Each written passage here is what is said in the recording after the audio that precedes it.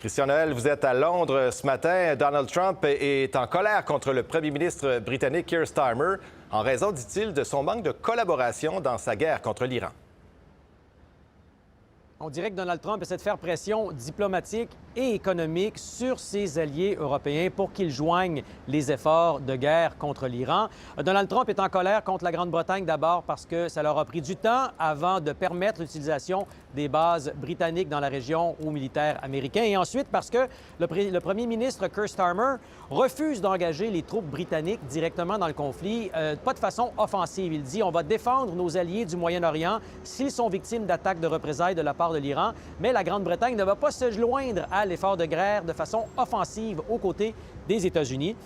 Plus tôt cette semaine, Donald Trump avait fait pression économique sur l'Espagne pour les mêmes raisons, parce que l'Espagne refuse de s'engager dans le conflit, en disant peut-être que je vais demander à mon secrétaire au commerce, Scott Bessent, de mettre fin au commerce avec l'Espagne. Là, Donald Trump s'attaque à Keir Starmer en disant les relations Grande-Bretagne-États-Unis ne sont plus ce qu'elles étaient et au passage, il écorche le premier ministre britannique.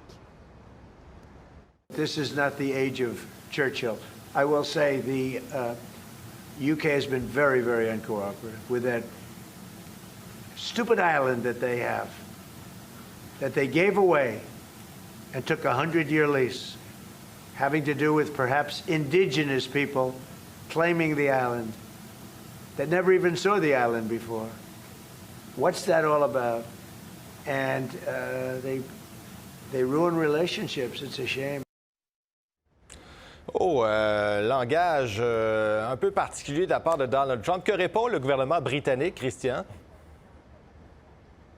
Le gouvernement britannique dit qu'il ne croit pas que les États-Unis vont pouvoir changer un régime iranien par la force d'attaque aérienne seulement et que l'attaque américaine est peut-être même illégale en vertu du droit international. Ce qui est clair, c'est que Keir Starmer, le premier ministre britannique, dit que la Grande-Bretagne a appris sa leçon de l'Irak quand la Grande-Bretagne s'est jointe aux États-Unis sous prétexte que l'Irak avait des armes de destruction massive, prétexte qui s'est avéré faux par la suite. Voici ce qu'avait à dire la ministre des Affaires étrangères britannique.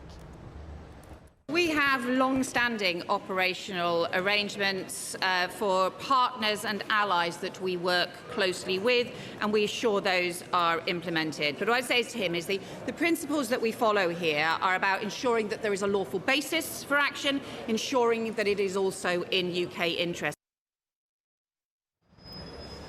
On a rencontré quelques Londoniens ce matin en leur demandant, Donald Trump dit que M. Starmer, ce n'est pas Winston Churchill.